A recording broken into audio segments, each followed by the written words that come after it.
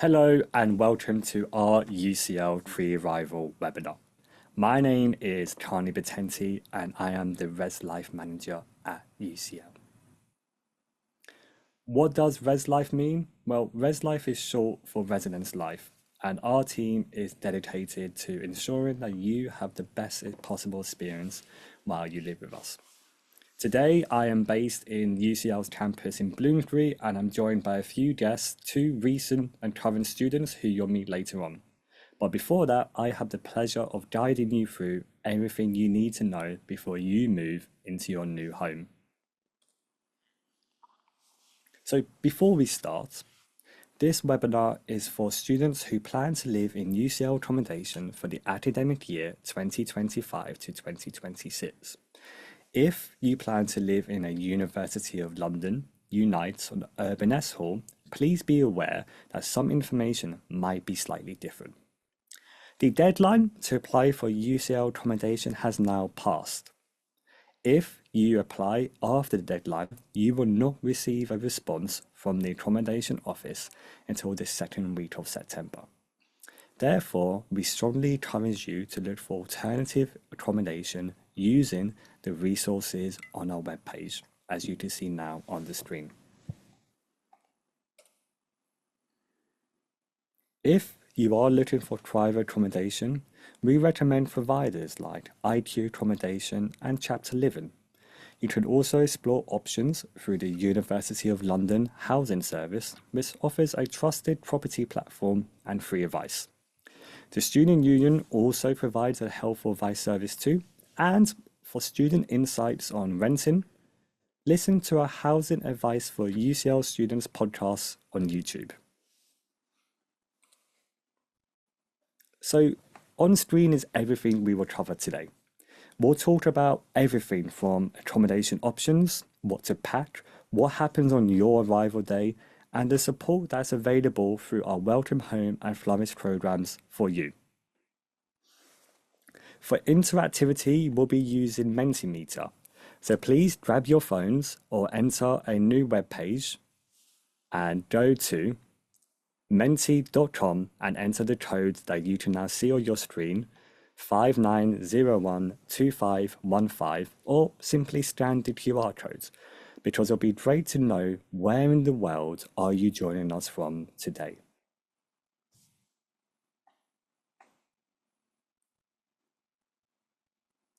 So if you go to menti.com and enter the code 59012515, or simply scan the QR codes.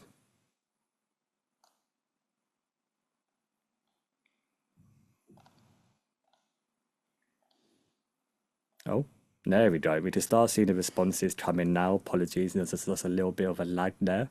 So we can see that we got people from Bournemouth, Bangkok, the United States, Ireland, Lancashire, Singapore, Texas, USA, not to be confused with any other Texas, Scotland, the Czech Republic, Hamburg, Southeast England, very unspecific, Sri Lanka, Shanghai, Abu Dhabi. I think this goes to show the breadth and the variety and the reach that UCL has. And this is your new community that you're going to be joined for the people from all over the world. So thank you very much for participating. Now, we want to get to know a bit more about what are you most excited about? What are you most excited about in terms of joining us or starting UCL? So we'll give a minute for everyone to submit their responses.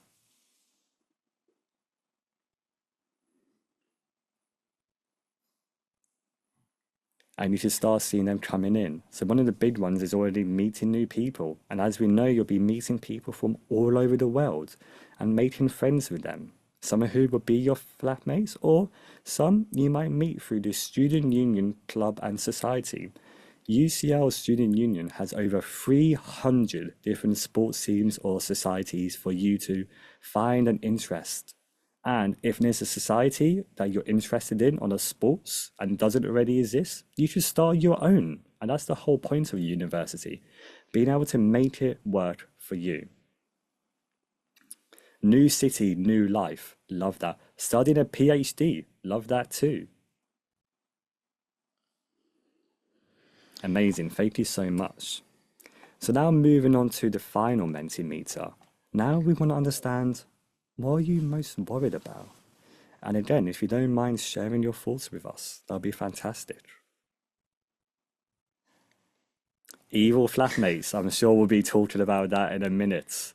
Homesickness, we'll be covering that too. Taxes and fees. Well, the thing is that you don't generally have to pay tax unless you get a job. Adjusting, yep. Adjusting to university life is a big one for anybody, no matter where they're coming from. Whether that's halfway across the world or halfway across the country, something that affects everybody. Missing home, of course. The weather.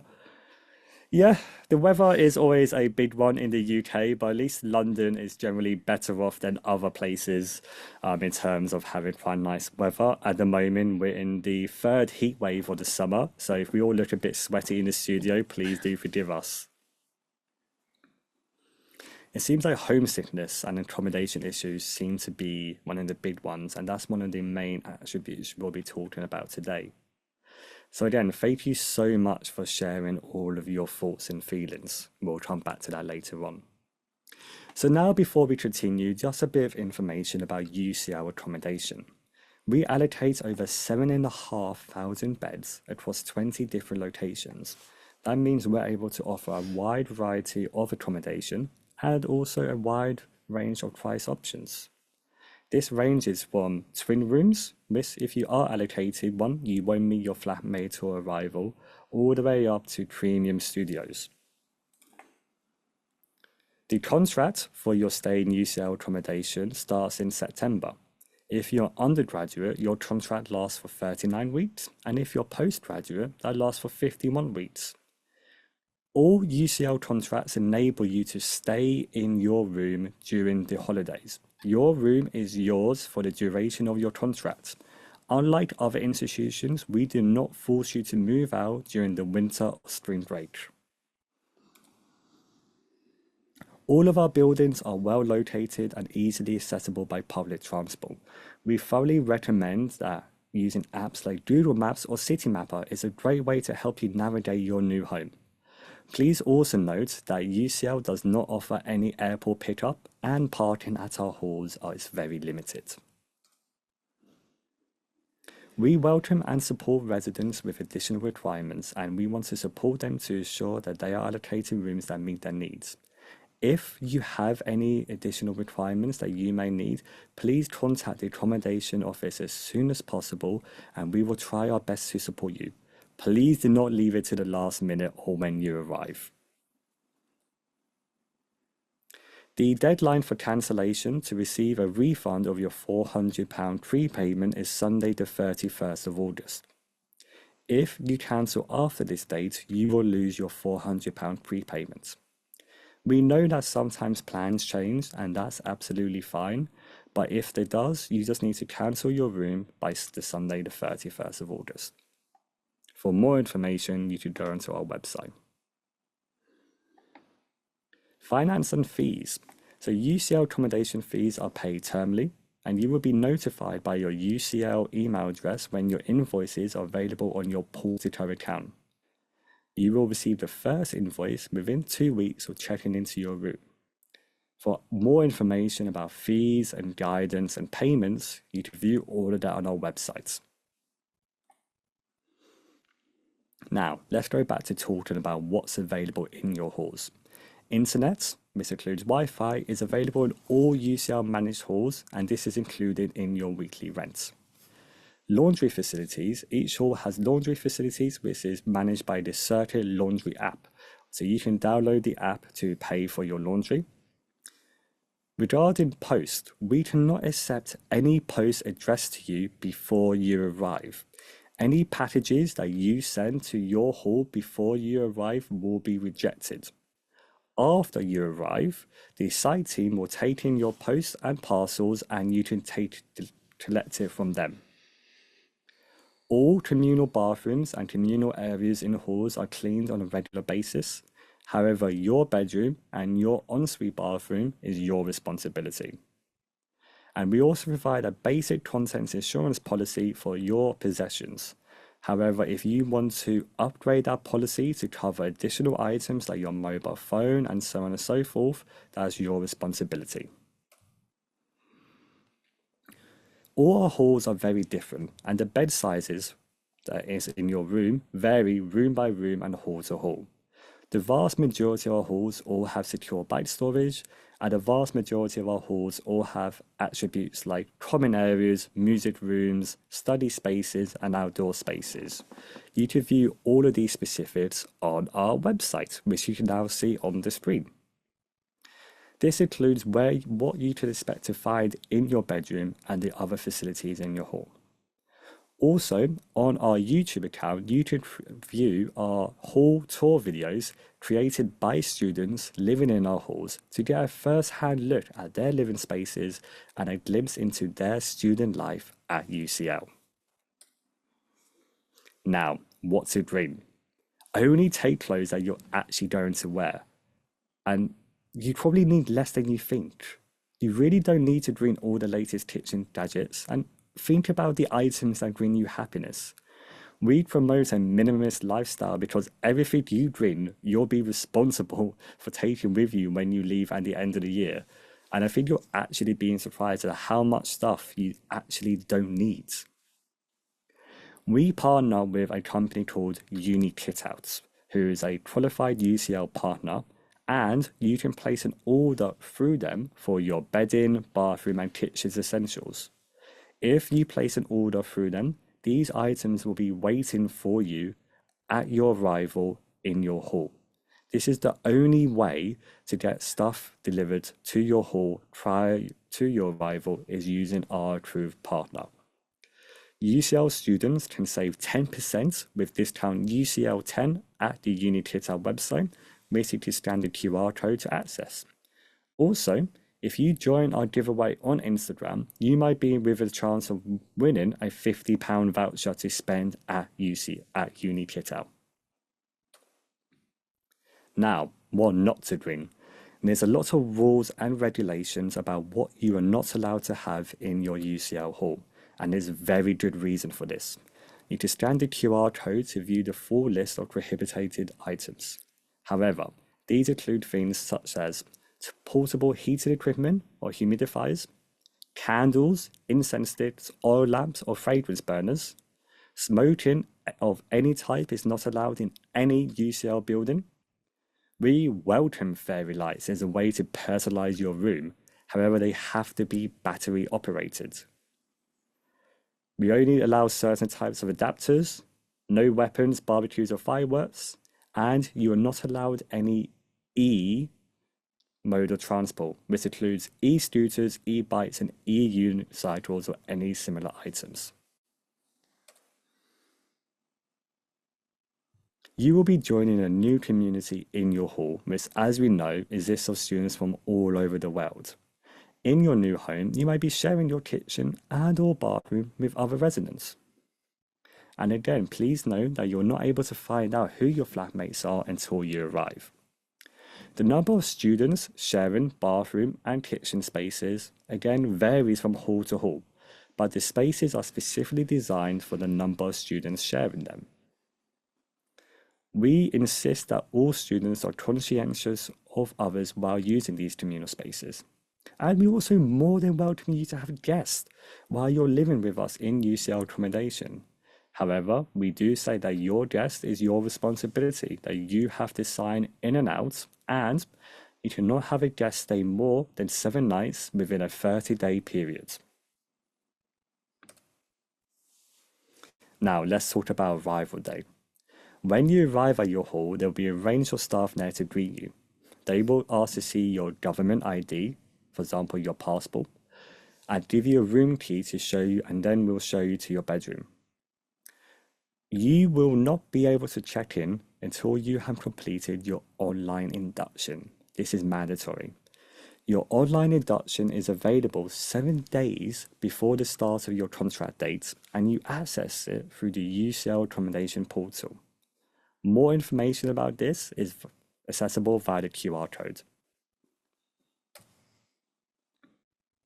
Once you check into your room, you have to complete the inventory form and your safety familiarization induction again through the UCL Accommodation portal. You then have to attend a mandatory fire safety walk. And we recommend getting to know your flatmates and your new community, as well as registering with a local GP, which stands for General Practitioner, which is what we call doctors in the UK. We recommend you do this as soon as you arrive so that if you ever need to access medical care, you can quickly.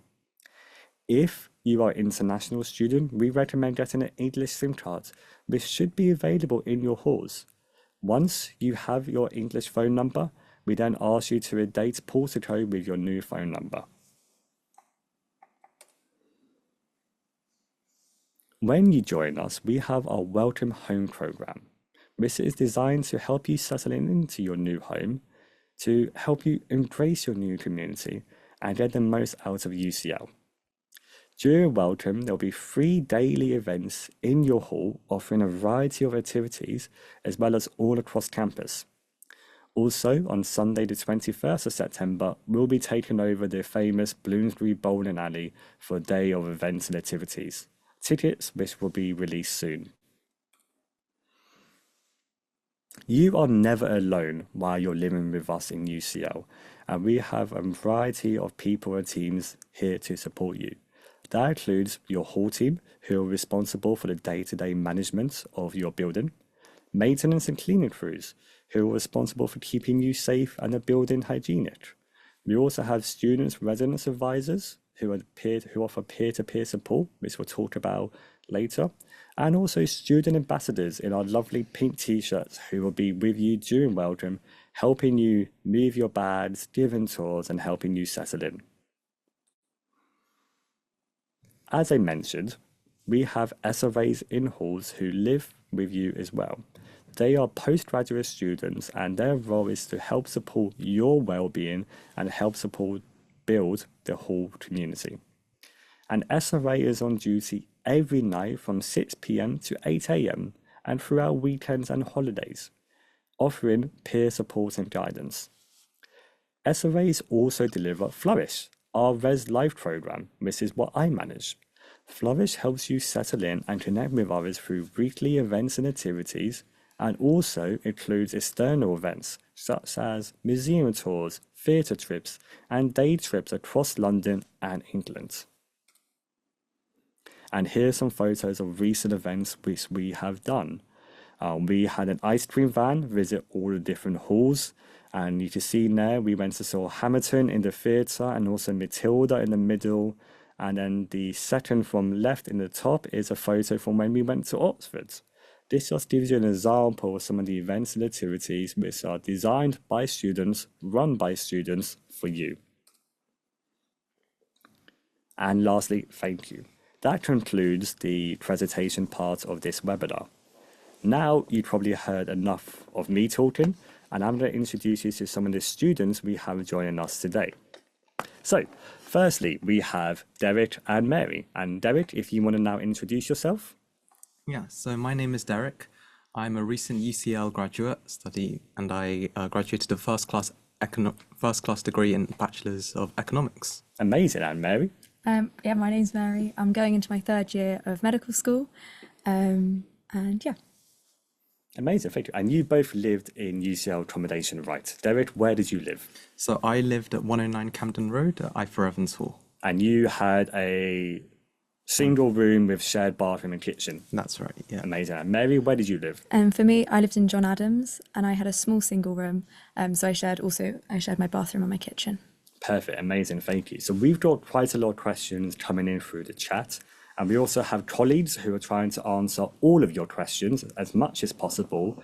But I'm just going to pick out and ask you guys a few questions about your experience living in UCL accommodation, as well as studying at UCL. So cast your mind back, might be a bit further for you, Derek, but can you remember what your moving in day was like? Can you share any tips for making it less stressful, and what stood out to you?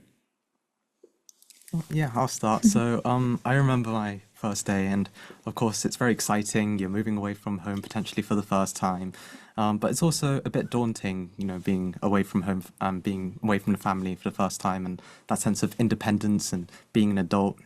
And of course, there is a bit of feeling homesick, but thankfully, we have the lovely accommodation ambassadors in the pink t-shirts who are very welcoming and helpful with moving the bags into the room, helping you settle in, and making introductions to perhaps some of your other flatmates so you don't feel so lonely. Amazing. And Mary, what do you remember about your arrival day and what stood out to you? I remember just being very excited. I came down with both my parents. I suppose in terms of practical advice and tips, as you mentioned, when you pack the car, think that you're going to have to take all that stuff into a room, potentially not on the ground floor. So make sure it's all packaged up, which I know might sound silly, but I definitely threw a couple of things just in the boot last minute. And then when you open it up, you then have to carry those individual items. So think about that. Also, it is quite a task moving your stuff in. So wear sort of appropriate footwear. You probably don't need a jumper. A t-shirt will probably be enough because you don't want to get too hot.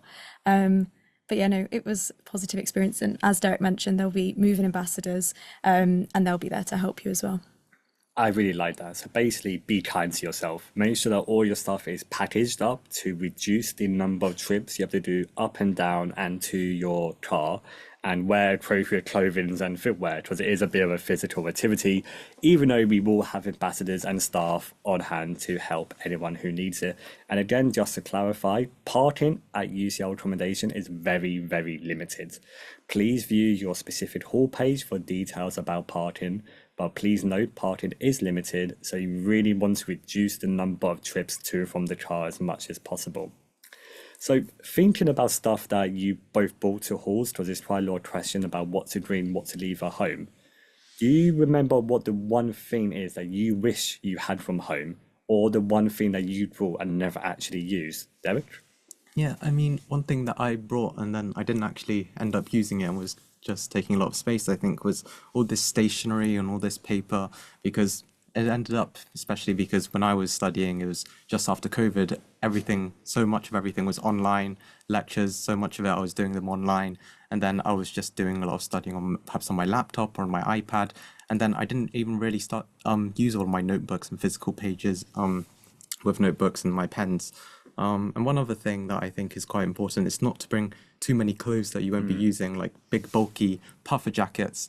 Those take up a lot of space in your room, in your wardrobe, and you probably won't be wearing them that much. So maybe just one or two jackets and not too big or puffy.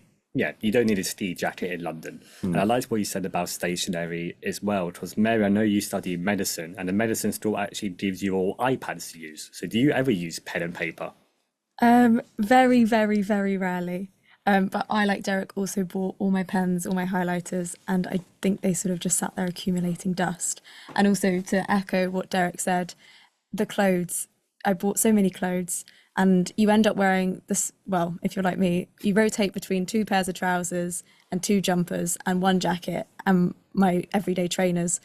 So you really don't need that much stuff. And also throughout the year, you will accumulate things. And also another tip, which I made the mistake of, is when I would go home, I would then bring back stuff, but I wouldn't leave anything there. And so I ended up with more stuff when I had to move out than what I moved in with. So think about that sort of thing as well. It is amazing what you collect during the year as well. And again, if people don't bring stationery or notebooks with them and you want to buy one, you can buy a nice UCL branded one from the UCL gift shop. So that's a top tip as well. So now let's talk about your actual bedrooms, because as we know, all bedrooms come in all shapes and sizes in UCL accommodation, and there's lots of rules and regulations about what you can't do. For example, do not stick anything on the walls. Do not use blue tack or anything like that, because blue tack is my number one pet peeve, because when you take blue tack off a wall, it rips off all the paint, and unfortunately the whole wall has to be repainted and we have to charge the student for that. But every room has its own notice board where you can put stuff up. And also, again, fairy lights are amazing, just not metal. They have to be battery powered. But did either you do anything nice to make your room feel homely or cozy, or any top tips like that? Yeah, I definitely did do some personalization for my room, trying to make it cozy. I did buy originally some actual living plants from IKEA, which quickly died out because I'm not an expert in letting those survive. So I think if you're not a seasoned veteran with plants, perhaps some artificial plants, they still have that same cozy, homey vibe, and you don't have to be constantly worried about watering them, especially since in the winter it might be getting a bit colder. Not perfect for their survival. But luckily, every room does have a window. So I made sure at the beginning, at least when I was trying to help it survive, putting it near the window, making sure you get lots of natural light. And the windows do open as well, so you can get lots of fresh air in as well. I like that as well. We'll talk about kind of temperature of the rooms in a wee bit. But Mary, was there anything that you did to customize your room, like your favorite teddy bear or your blanket or anything like that? Well, I brought those, of course. How many teddy bears did you bring? I've got 3. Okay. Yeah. That's 2 more than I thought you was going to say. Do they all have names? But I would Do you want rather to share the names of your teddy bears with us? we might not have time for that, but I would definitely sacrifice a jumper for those sorts of things, those small things that remind you of home. You, as Carney mentioned, you can't pin things on the wall, but you can have a photo frame. So I had a couple of photo frames. Also, at least in my room, the notice board was by my desk, and that was quite big. So I did put some things on there. I think also like having nice bed sheets, which I know might sound strange, but your room will be white. All the furniture, well, I assume in most halls, most of the furniture is white. So having like a nice colourful bed sheet or something, those sorts of things, I think that does make a difference. But yeah, don't put anything on the wall. Yeah, and little touches like that you can also make when you arrive to halls, which we'll speak about in a second. But we'll just do a few more questions I want to address quickly from the chat. So one's about uni kit out. Can my package be delivered to my room before I arrive? Yes, exactly. That's the whole point of us partnering with Uni Kit Out, so that when you do a Uni Kit Out order, it will be in your room or in your hall waiting for you.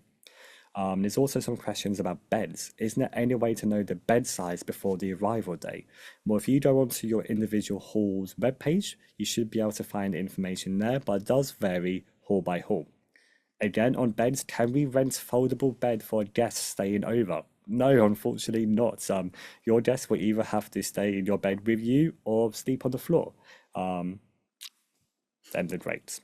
But we just talked about stuff that you might buy when you arrive. So Mary, you mentioned about some nice sheets and stuff. And if you don't bring them with you, or if you don't order from Uni Kit Out, there's lots of places in London where you could buy stuff like sheets from, plants, as you mentioned, Derek, anything you name it. But are there any kind of main shops or supermarkets, anything like that you specifically recommend? I think Argos does pretty much everything. They also have like the Habitat range, which does sort of linen and home goods, I suppose. TK Maxx as well. And I mean, the benefit of being in London is you're never too far away from anything. So if you can't quite work out what size bed you might have, it's, you can get there and then just go to the shop, which will probably be less than 10 minutes away, and pick up some linen and stuff. So yeah, that's where I would go.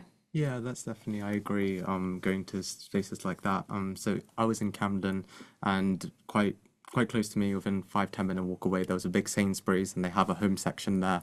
So that's where I went and got mine. So I waited actually until I arrived at my hall just to kind of see the measurement. Like, I didn't want to commit to buying it because, and then I ended up going to the Sainsbury's, seeing, oh, it's a single, buying that single, and then bringing it home to, bringing it back to the accommodation with me.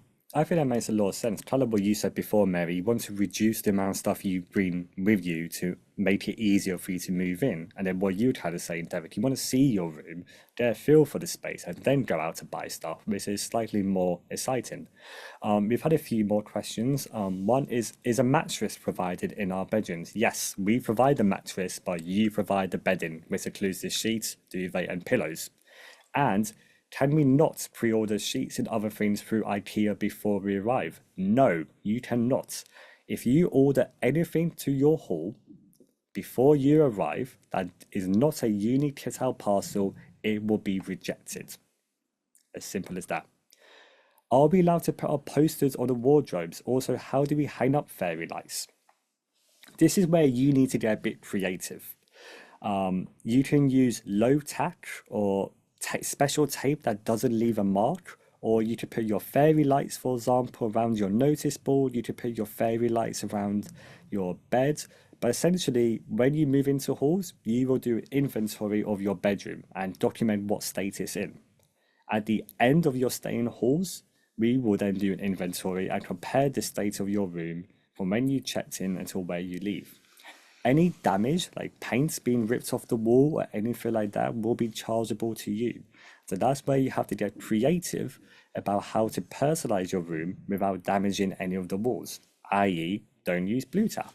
But my top tip is buy magic tape on Amazon. So moving on. So internet. We're on the internet right now, and we all know how important fast internet is.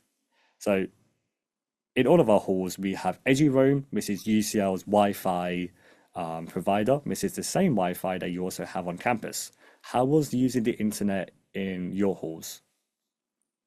I mean, I don't know how, like the megabytes per second or whatever it is, but it was super quick. You can stream stuff, you can, yeah, it's great. Yeah. Yeah, I definitely agree. I definitely did a lot of streaming shows on Netflix and Disney Plus, and I know some of my flatmates, they enjoyed like playing games online, which they had no problems with. And I think one major thing as well, especially if you're feeling homesick, is that since the Wi-Fi is good, video calls are a major thing. So if your family lives in a different country, perhaps there is a bit of a time difference, but at least you are able to hopefully work around that and see each other and hear each other over your devices. That's a really good point. Yeah, thank you, David. So you are, of course, allowed to bring your own TV and your PlayStation or your Xbox or your Wii and connect them to the internet, play them as well. And at least, yeah, that's a really nice point to mention, David. You don't need to worry about the video quality when you're calling home. At least you both have Wi-Fi in halls. When I studied, and you should probably work out how old I am based on this, we had Ethernet cables, which if you don't know what Ethernet cable is, you might want to Google it. I think that's lovely. And now we always get a lot of questions, and there's a few in the chat about laundry. How do you actually wash your clothes? Mary, I know that you have less clothes to wash, but how do you actually wash them? So the halls use circuit laundry. So they have washers and dryers. And then you get an app and you sort of top it up. You put like £5 on at a time or whatever it is now, I'm not sure. And yeah, I just put it in the washing machine. Once it was finished, put it in the dryer. I would recommend, if you're trying to think about how much to pack, in terms of linen, I would take 2 sets. So if one's slightly damp and it needs a bit more extra drying, you've obviously got something to put on your bed for that evening. And then if you sort of think about the items of clothing that you wash after one use, so like maybe like underwear and t-shirts, try and take the same number of those or similar number of those sorts of things, because you don't want to have to do a wash because you'll run out of like underwear, but you've got loads of jumpers and t-shirts left. So I would think about that. I also did bring a clothes horse, just because sometimes after you put things in a tumble dryer, they are a little bit damp and you want to put damp clothes into a drawer. But I got a very sort of small, compact one because my room was very small and compact. But yeah, so I think I did my laundry once every 2 weeks or once every week. I bought enough clothes for about that. So yours a lot more clinical about how you did the laundry. It was a military operation. I'm not sure if that's anything to do with your choice of degree, but it seems very clinical and well ordered. Derek, was you the same, or was yours more just a different approach? Yeah, I mean, like, for me, I definitely wasn't as organized as that. For me, it was just kind of whenever I saw my clothes piling up, that's like, oh, yeah, it's time to go do the laundry soon. But in terms of the times to kind of do it, it does get really busy because everyone is kind of thinking of doing it at the same time once the lectures are finished. So doing it at that like kind of, once you come back, and then so I lived in the catered hall, so lots of people would do it like just before they go to eat, and then once they're done eating, they can go collect it. So during that 6 p.m., 7 p.m. kind of time, it was very busy. So I think definitely since there are only a certain number of machines available, making sure that you try and work around this, so you wouldn't have to be waiting in a queue, waiting for other people to do that, because otherwise you bring all of your clothes to the laundry room, and then you figure out, oh, there's not actually any room of it available. So either you have to wait there with your clothes, or you have to then take your clothes back to your room and then come back because you don't want to just leave them there. That makes a lot of sense. So similar to Mary, but a bit different. Being smart when you do your laundry in terms of times and stuff, whereas Mary kind of takes it to the next level. Is very specific about what clothes she washes and when. And I do believe the Circular Laundry app actually has live availability as well. So you can also check how many machines are available and use that to kind of aid when you decide to do your washing. Can I just add something to Yeah, that? please crack on. When you do be, it's obviously when you're living with other people, it's really important to be respectful and courteous of others. So on the app, it will tell you roughly sort of within a 5-minute window of when it's finished. So try and time it so that you're going to be in the hall when it finishes, so you can remove the stuff. Because there's nothing more frustrating than going down with your laundry basket, thinking the washer is free, and then you get there and there's just people, like someone's left their clothes there in the like washing machine or dryer. So sort of make sure you're there when you expect it to finish, so you can just take it out and put it in the dryer, or just take it up to your room. Absolutely. I think that goes in what we kind of said before about your new community. It's about being conscientious and respectful of each other. Because if you then put your washing on and then go out for 5 hours, that means someone else can't use that washing machine, which is quite selfish. So we got a few more questions about the bedroom specifically. I am lactose intolerant. May I have my own fridge? You are only permitted to have a fridge in your bedroom if it is for medical reasons. To establish whether or not if your reason is acceptable or comes under additional requirements, you will need to contact our accommodation office and they will work with you. There's also a question about how do I bring my TV? You carry it, basically. You carry it up to your room and then you're able to plug it in. Yeah. Which I think that leads on to TV licensing. TV licensing is quite clear in the UK. If you watch any type of live TV or anything on BBC iPlayer or the BBC platform, you will need to purchase your own TV license. If you do not watch any live TV or any BBC contents, such as only Netflix, you do not need a TV license. More information about that is available online. We got another question about having guests. Is it 7 nights max to have any guests? So for example, one guest stays 5 nights, another stays 2 nights, for each guest max 7 nights. Is a maximum of any guests for 7 nights in a 30-day period. So that might be multiple guests, but that's the kind of rule that we say. And that's to be fair to all your flatmates as well. So there's not essentially 2 people living in one bedroom. Just can I add to that as Please. well? On that note, if you have people, obviously it's super fun. You'll have your friends come visit you. You'll probably go visit your friends or family. You probably will make group chats within your flat, or in your kitchen. It's probably worth just putting a message on the group chat explaining that you're having someone to stay, because if you go in the kitchen, you see a stranger, you might be slightly confused. So it's probably worth just doing that. And then also, because they are your guests, as Carney mentioned, they are your sort of responsibility.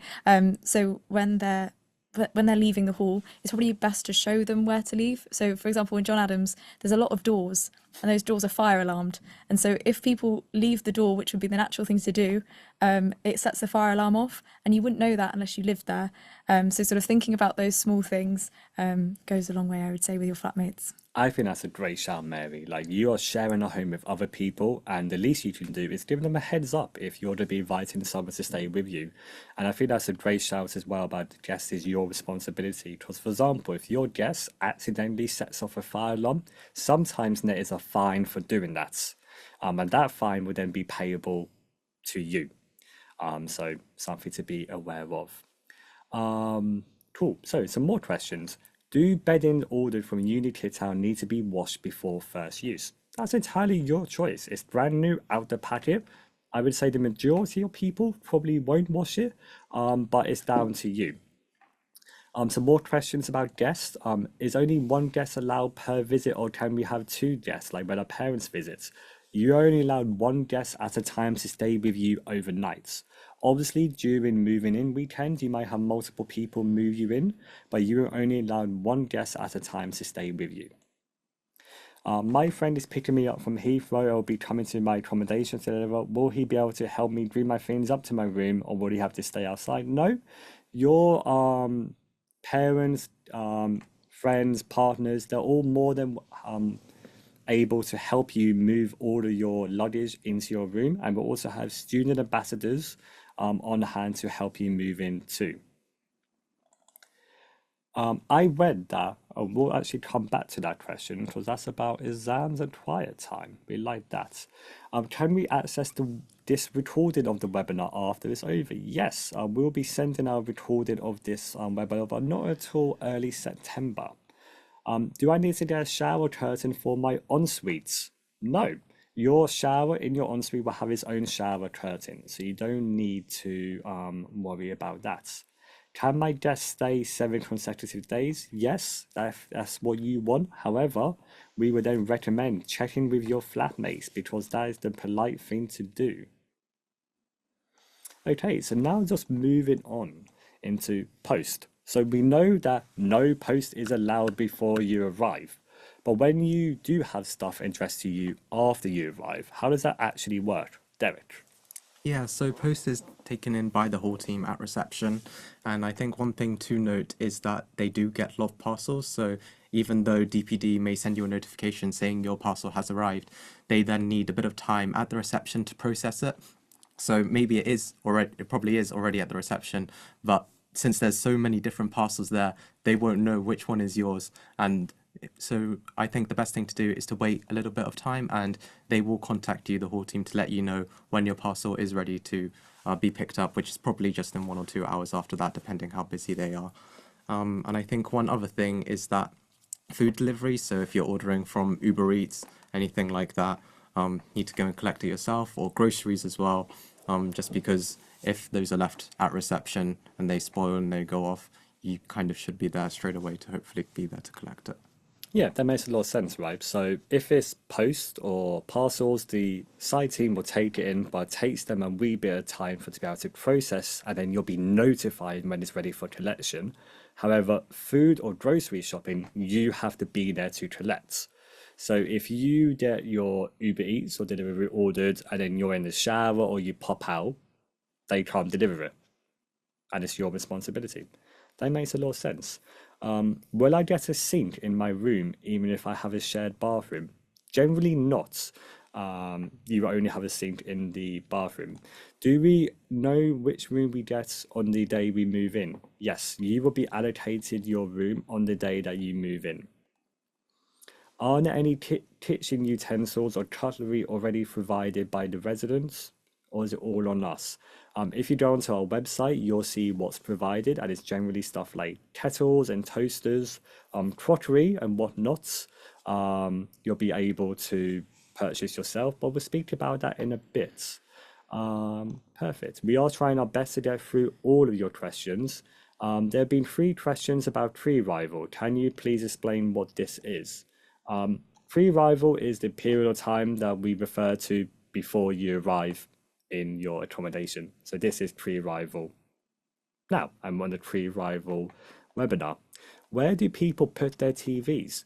Well, that's down to you and your flatmates. You might decide to have your TV in your bedroom, or you might say to your flatmates, should we put it in a communal space? That means that if it's in a communal space, you also have to be happy with other people utilizing it because it's in the communal space. So that's down to your personal preference. I would like to know if there are any shared cleaning tools such as vacuums provided. Yes. So let's talk about cleaning now. So as we all know, cleaning is your responsibility. We do not have a maid service. You have to clean your own bedrooms, your own en-suites, the communal areas. We do have cleaners who help clean communal areas, but ultimately is your responsibility.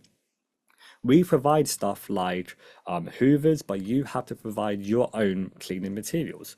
How was cleaning in your flats? Did you have a cleaning rota, or did people just clean up after themselves? Derek. Yeah, so for me, I think since I was only sharing my kitchen with 2 other people, for the most part, we just kind of did our own thing. So I think the main thing is not letting your dishes stack up, because if all 3 of us, and with some kitchens, it's so many more people sharing it. If everyone's leaving it in the sink, it's just going to pile up, and the cleaners, they won't do your dishes for you. That is your own responsibility. So making sure you put them away once you're done. In terms of your bedrooms, I think since it is your own responsibility, just try and make sure as well that there's not a lot of crumbs. In my hall, there were squirrels that would climb in through the window, and if you were to leave a lot of food out, they would come in and grab them. So make sure that you do try and make sure that your room is tidy, that your kitchen is tidy, because you are sharing with other people, and it's nice to be respectful. I like that. So again, it's that shared responsibility and being respectful. And Mary, how was it in your flat in terms of cleaning and stuff like that? We just sort of in the kitchen would clean up after ourselves. Derek makes a good point. Although there are cleaning staff who help clean the kitchens, they're not there to tidy and they're not there to do your dishes. So if you've got stuff everywhere, they can't clean the surfaces. So be mindful of that. And in terms of cleaning my room, you don't want to live in a dirty room, and there are. I'm not sure the frequency of them, but there are hall checks. Yep, our and termly room inspections. Yep. termly room inspection. So at the very least, you don't if other people are coming to your room, you might want to make a bit of an effort to keep it clean. But yeah, I think I had sort of a cloth and like the anti-bac spray sort of thing, and just dust the surfaces. Your room, most of the rooms are sort of a very manageable size to clean, so I wouldn't worry too much about it. And if I could just add one more thing, I do remember, especially at the beginning, you're probably receiving a lot of parcels, a lot of really big cardboard boxes. So with your rubbish, just make sure you take it down to the rubbish yourself. Don't just dump it all in the kitchen, because the cleaners will take the rubbish from there. Because if everyone's putting all of their massive cardboard boxes in the kitchen, when like that week, it's really going to pile up, especially if you're sharing with a lot of people. So that is your own responsibility to try and take those down. And actually, to reiterate one point that you mentioned, don't leave food around, because food attracts unwanted sort of pests. So, if you've got loads of food stashed in your room, don't be surprised if, in the nature of living in a city, there is a chance of, animals or whatever coming in and taking it. So keep your food in the kitchen, because that's where it's meant to be, and keep your room nice and clean. I think there's some really good top tips now. We touched on a few different elements, such as room inspections. So UCL Accommodation will check your room on a termly basis, and that's just to make sure that everything is in a safe and hygienic order. It's a visual inspection that only takes a few minutes, and you'll be notified via email a couple of days before that happens. And now just addressing a few questions we got in the chat. So how many people share the communal kitchen in Francis Gardner Hall? It varies depending on the size of the flats, but it's always adequate. For example, if you have 8 people in your flat, you might have 2 fridges, for example. If you only have 4 people in a flat, you may only have 1 fridge. So the size of the kitchen is always adequate to the number of people in your flat. And there's another question about, do we provide an iron and ironing boards? Yes, we do. Do we also provide heating during the winter? Yes, we also provide that, and we'll come back onto heating in a bit. Are you allowed to have a coffee machine in your room or a drying machine? Both those items, I'm probably to say probably not, simply because of the electrical components within them. The coffee machine and any kitchen appliances that you bring, such as rice cookers and air fryers, have to stay in the kitchen. We don't allow any type of compostable or heat machine like dishwashers or dryers, simply because of the fire risk. But more information about what not to bring in detail can be found on our website. Can we specify our room references in the hall, e.g. female and only that type of gender? No. All of our halls are mixed gender, mixed nationality, mixed courses, and that represents the type of environment you'll be joining at UCL. Great. Final question. Will we be attributed space in the fridge and shelves, please? So in your hall, you might have your own cupboards, which will be allocated based on your bedroom, which might be able to be secured by a locked key. However, in the freezer, it will be between you and your flatmates to work out what type of situation is best. That might be you share shelves or you have your own shelf. Amazing. And so let's now talk about flat dynamics. We already touched on being conscientious, respectful, stuff like that. But if you had any issues with your flatmates, such as playing music late at night while you're trying to sleep, side note, UCL's quiet hours are between 11 p.m. and 7 a.m. and 24 hours during exam season, that's when we ask you not to make any noise that disturbs others. What would you both do? Mary, let's go with you first. I would probably raise it with them. I would just, if they were blasting music and it was really disturbing you, you could just knock on their door and ask politely. I think it sort of highlights the importance of fostering into like flat relationships, so you've got a good relationship with the people, because I know looking back, if I went to any of my flatmates and said, oh, would you mind turning it down, they would have said, yeah, of course, and sort of problem solved. So yeah, I would sort of ask them politely, and yeah, that would be my advice. Yeah, I David? definitely agree. Most people are really considerate, and if you were to ask them, but I think another option, because sometimes people might be afraid of confrontation. You don't want to go over there, and especially if they've had a few let's say it was during the day and they had multiple people there with them and they're making a lot of noise. You don't want to, maybe you're a bit shy and you don't want to actually confront all those people and tell them to keep it down. Or maybe it's the fact that you've told them already and they haven't turned it down. So what do you do in that scenario? Well, that would be to go to the whole team or to the SRA, and you can tell them can you please keep it anonymous? I don't want it to be like, I don't want you to tell them that I'm the one that's doing it. And if it's coming from the whole team, coming from a member of staff instead of from your hallmate, then potentially that can be a lot more professional and not cause any more drama.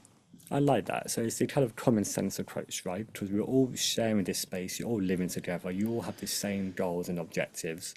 And in the first instance, if you have a problem or issue, take it up with your flatmate in a safe, respectful way.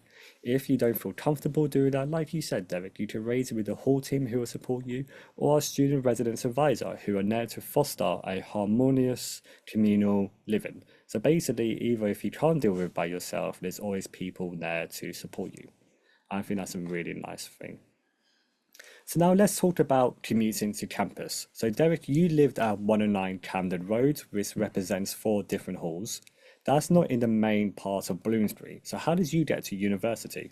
Yeah, so within my hall, there are so many people who did so many different things. Me personally, I took the bus because having lived in London, this was kind of like, I knew TfL quite well. This is what I'd like, that's how I got to school when I was in secondary school, and it was about 15 minutes on the bus, so it's really quite quick. I bought a travel card, an Oyster card with a student rail card, so there is a student discount if you go around that way. There is a bit more information about that if you are to look online about how to claim that. And I know some other people, they might like to take a bike. Some people like to take the tube, especially if you are running late, because your lecture is starting soon, and taking the bus or walking it isn't going to make it on time. So lots of people like to do lots of different things. It is really up to your preference. And Mary, so your hall was within walking distance to Bloomsbury, and I'm guessing that you just walked. Yes. Cool. So all of our halls have different journey times, different locations, but no matter where you are, you have options and different ways to get to campus, and it's just working out what's best for you. So a few more questions is, my move-in time is 7:30 a.m. Want to be someone there to greet me? Yes, we will have staff on the site there ready to greet you. Can we get a stand fan for the room? So obviously in London at the moment we're heat wave. Now let's talk about heating and fresh air, stuff like that. So all the heating in halls is centrally controlled up to a certain temperature, and then in your rooms you can adjust that temperature by a few degrees up or down. And all the rooms have windows which give fresh air. How was it for both of you living in your halls? Was the temperature right? Was it okay? Mary, do you want to go first? Yeah, I think the temperature is pretty standard. I never really noticed if it was too hot or too cold. I always liked having my window open because I quite like fresh air.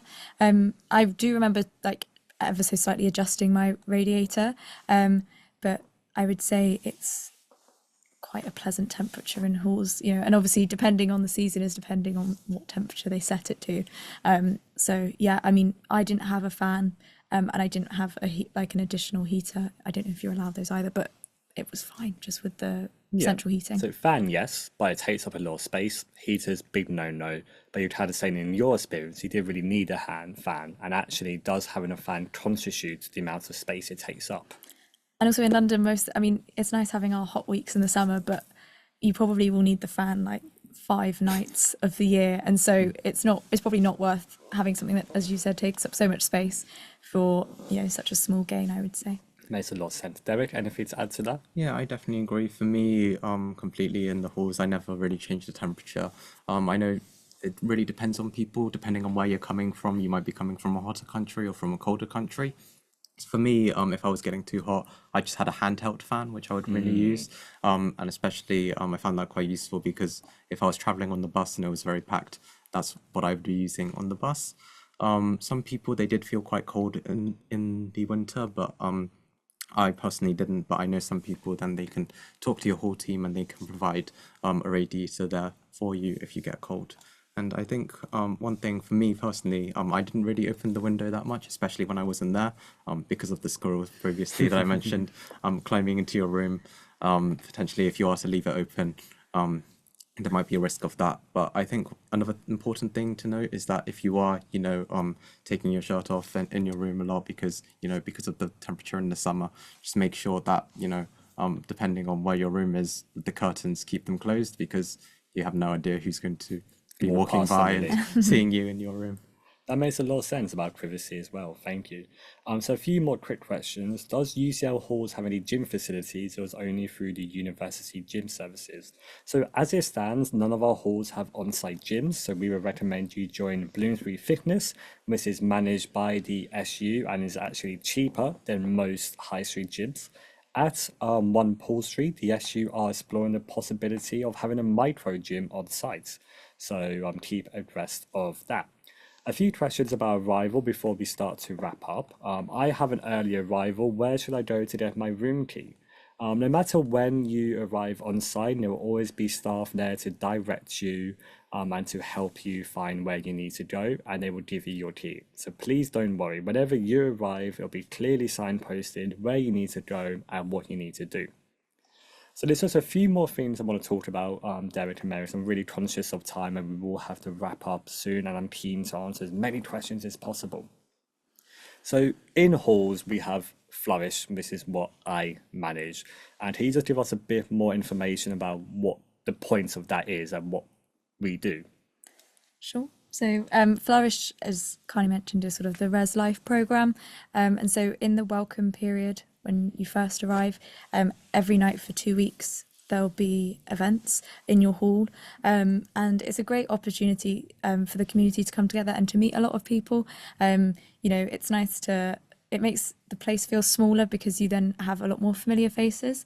It's sort of coordinated. Like the running of it is done by the SRA, so Student Resident Advisor, which we've mentioned. And then throughout the year, they do several events, a couple a week, I would say, and they vary, and you'll be able to find out what they are. There'll be posters put around the hall, and that will tell you the time, the location, what it is. So yeah, it's a nice opportunity. It's organised for you. You don't really have to put too much effort. You don't have to put any effort apart from going. So yeah, I think it's a really nice opportunity to meet other people, and yeah. I don't know if you have anything to add. And David, I'm just going to interrupt you now because what I'm really interested in is what did you do when you move out of halls? So generally UCL accommodation is only for first years. What did you do when you moved out? Yeah, so when I moved out, I did look at private housing. So me personally, I looked at places like Zoopla and Rightmove, and I think one of the just main differences of living in UCL halls and living separately is the fact that your bills aren't covered. So you have to be prepared that even though the rent is going to be at a certain price, you're probably going to be paying slightly above that. Good. Really useful, thank you. And we have lots of information on our website about renting privately, is what we call it. So we are very quickly running out of time, but there's 2 more questions I want to ask you both. And the first one is for you, Mary, and then we'll come on to you, Derek. So Mary, what is your favourite memory from living in UCL accommodation?